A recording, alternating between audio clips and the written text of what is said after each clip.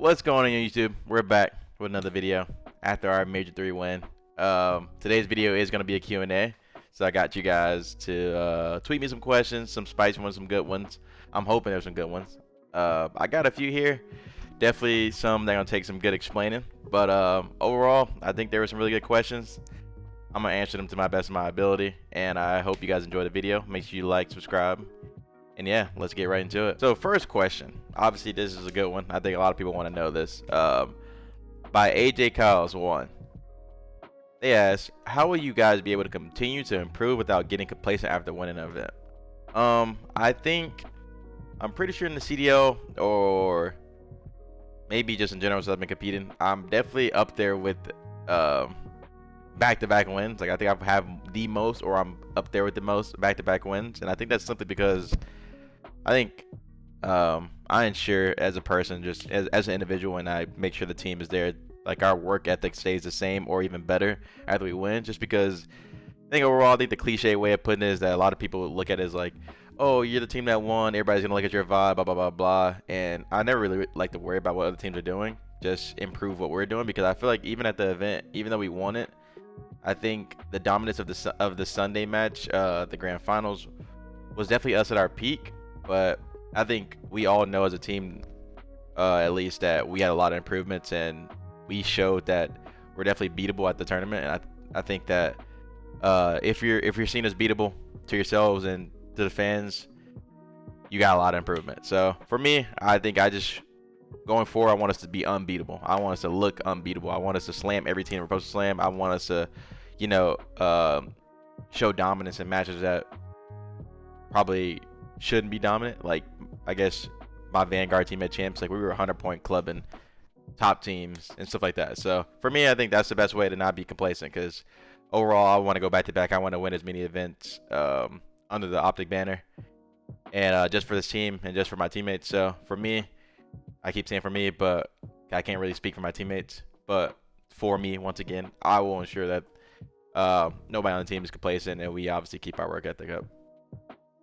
Next question is by Hazy Own. Biggest differences between your LAT team and this year's team? What has been more challenging? Has anything been easier? I think there's a lot of similarities in our team.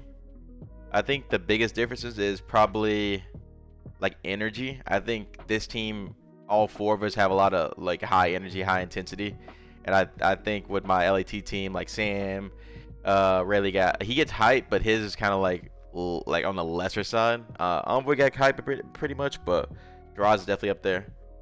I don't think there's really many big differences. I feel like one thing that has been easier, I think we've built Kim faster on this team. Not to say that it took us forever to build Kim on the LAT team, but I just think that this team, like my LAT team, we had to work a lot on like giving each other criticism and kind of learning each other. I feel like with this team, the first few months or so we're scrimming in the first major or whatever, we've been able to communicate with each other, even like, I guess, seen as like a negative way to the fans, like, oh, he's yelling, blah blah blah blah, but nobody on this team takes anything serious. I feel like we can say whatever. We can say like, yo, I think you just absolutely trolled that, blah blah blah blah, to whoever, and we'll take the criticism, right? And I feel like we all criticize each other and take it well. So I think that's probably been one thing that's been easier. I think if it got to the point in our LET team that we were at that point, but I think there's a lot of similarity. I don't think there's really a big difference. There's not much, except I would say that this team online, I feel like this team puts a lot more effort. I would say that, like my LET team, we were chalking up online a lot of the times. So yeah, I would say that. This is by Josh CHX. Who from 100T do you miss the most? Well, I talked to Josh the most, so I'll give it to him slightly. I'll give it to him for this one. That's my boy. Me and Josh have developed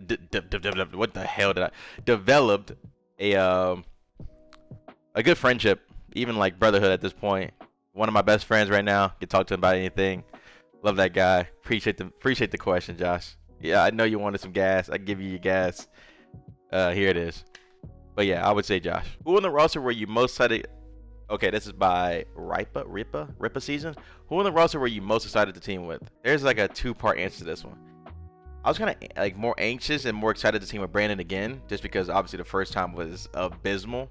So I wanted to kind of see what his time was gonna be like, because I feel like I heard a lot of good things going into the team with Brandon, and so far he's been S tier teammate this time around. I have no complaints about Brandon. The guy shows up for practice. He's trying. He's saying stuff that I feel like on the OGLA team he was not saying. But yeah, he's S tier teammate. But I think overall I was most excited to team with Ant probably. I think that's easy. Ant's obviously that guy when it comes to a lot of things, and I kind of wanted to kind of pick at Ant's mind to see how he thought about Call of Duty, because he obviously plays it, like playing against him you kind of feel his presence, his impact, and I kind of wanted to know his thought process behind like what he does. And overall, me and him think kind of the same way. AG, I feel like I was kind of excited to team with the whole team, because AG, like me and AG probably talked the most over the all season. We were calling each other like a lot. We were on the phone, FaceTime a lot, like kind of just like getting excited for the season. Me and him talked a lot. Like I said, I was just excited to play with these players. But I think I've wanted to team with Ant for a long time. So I'll probably have to say him. Okay. Spiritual GG asks, who got the best underwear game on this squad? I'm gonna say me, respectfully. I got a good variety of underwear. And listen, comfy. Hey, the jewels gotta be comfy. My guys, we know. And I'm gonna say it right here. Skims got the best underwear.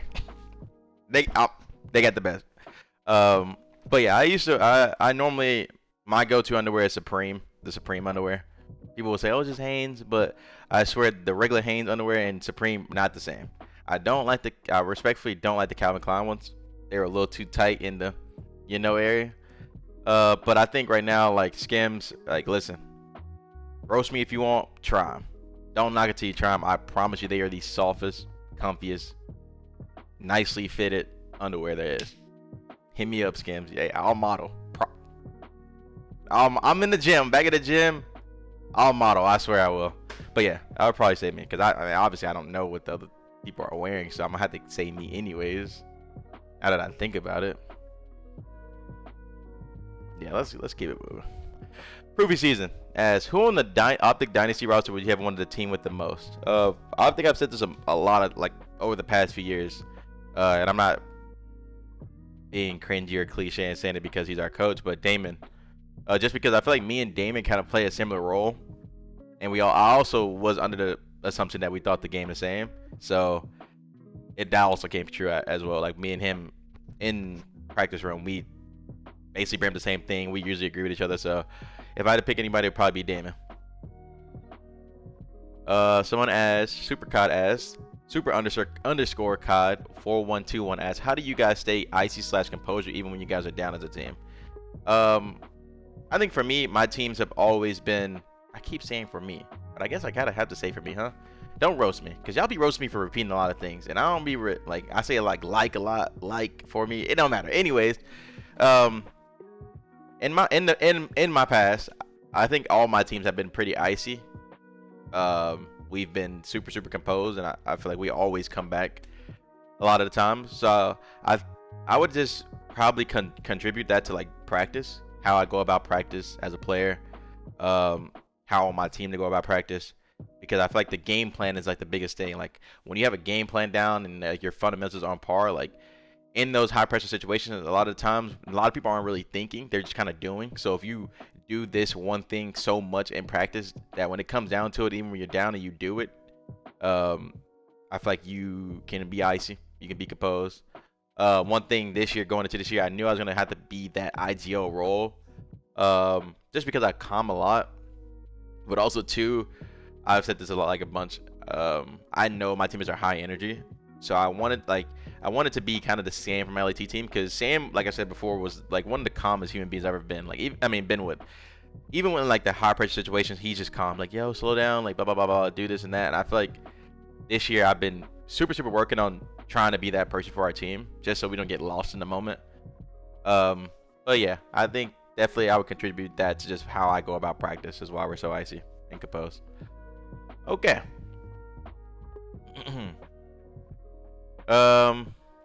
So, Deal Card 72 asks, for someone who has had multiple takeover games, what does it feel like when you are unstoppable on the map and your bullets feel like they are doing crit damage every shot? Flow state. It's definitely one of those things you play to try to get into, and I will personally say this. For me personally, my flow state doesn't activate unless my team is playing fundamentally right. I cannot activate my flow state or takeover mode unless my teammates are doing the right things, because I think about how the game should be played too much, even in practice, even in matches. So I'm looking at the minimap a lot of times. If my teammates are doing the right thing and I realize I don't have to look at the minimap, then I can activate my takeover mode. But it definitely is one of those things where you just like, it's like a Doctor Strange moment where you feel like you're just reading every spawn, you're reading every moment, all the pressure on the map. Your bullets also obviously do more damage, but at the same time, I feel like it goes hand in hand where when you're in that mode, you kind of just put yourself in a perfect position. Like, you're thinking about every possible situation of you dying, and you kind of just put yourself in the best one for all of them. But yeah, it definitely is one of the best ones, and I feel like as a team, as our team this year, anybody that's taken over or feeling it, we always allow them to do it, and I think that's definitely an attribute I'll always tip my cap to, because everybody kind of does their own part, but whenever somebody's having that map or that series, you can tell that we just allow that person to do whatever. But yeah, it's definitely one of the best things ever. But like I said before, mine doesn't really activate unless my teammates are playing correctly, I guess. Okay, Ozzy H. This is one that's controversial. I think a lot of people think this is like the case, but it's really not. But they asked, how much did you have to buy into Shachi's playstyle / philosophy when you joined the team? It seemed to me that your previous team at 100T was the antithesis, I think that's how you pronounce that, to his chaotic playstyle. So seeing you two together makes me think some compromising had to occur. I've spoken about this before. Like I said, joining this team, I kind of wanted to know how Shachi thought, because of the fact that playing against him, you kind of could tell he's trying to make impactful plays. But I don't think anybody had to buy into anything. I think realistically, one thing I'll give gas to my teammates is just kind of trusting me to, you know what I mean? I'm one that as soon as the map ends, I'm talking. Everybody knows this at this point. I'm yapping. I don't care how bad I play, how good I play. I'm yapping. But I think people just like our team just buying into how I think we should play the game. Is why we're so good. But I don't really most time I guess have to buy into Ant's play style. You want people like Ant, like all my teammates, you want them to play how they want to play. And a lot of people think that I came into this team as like, yo, Brandon, get in the hill. AG, get some kills. Shotzi, I want you to go be annoying. No, it's just that like that's their natural play style, and I want everybody to feel comfortable. So I wanted to make sure that everybody was comfortable in their roles. Like, Brandon wants to get in the hill. People think that Brandon is like backseating me, but at the same time, trust me, I can promise you a lot of times I'm trying to get on the hill and Brandon is telling me to go. So like I appreciate him for that, but I just want everybody to feel comfortable. Like for me, I feel like I can play whatever role. I can be comfortable in any role. And I think that's why people call me the role player, like this gap filler. But at the same time, I feel like I can do it at the best, or the highest. So for me, I don't think we have to buy into really much. I just wanted everybody to feel comfortable. As fixated, I think that's how you say your name. Although still dominant, what do you think made your World War II year especially dominant? So, what I will say, and I've said this before, I personally do not I think World War II I always got like. But as the years have gone on, I think either Cold War or this year was my most comfortable, like dominant years for me personally, as an individual, because of the fact that I feel like over time learning the game of COD and like how to play it and stuff like that, I realized that in World War II I was just given the ultra green light. I didn't have to do no OBJ work. I was just going to get kills. So at that point, when that's your role, it's easy to kind of like put your teammates in like bad situations. But if you're good enough to build them out, it looks good. So for me, I think World War II I was absolutely godlike, undisputed best player in the game. But I think I have to tip my cap to my teammates because they allow for me to do that. So, I think that's what made it dominant. Is I was the ultra green light, so I got to play however I wanted, even if it messed up spawns. mess over my teammates, I was allowed to do it. Last question, so we don't make this video too long, and I hope you guys enjoyed this one. Or last 2 questions, my bad. Optic Texas Burner, my guy. He has a few of them. I'm only gonna pick like 1 or 2 of them. But he has, during the off season, where was your head at before the Optic offer?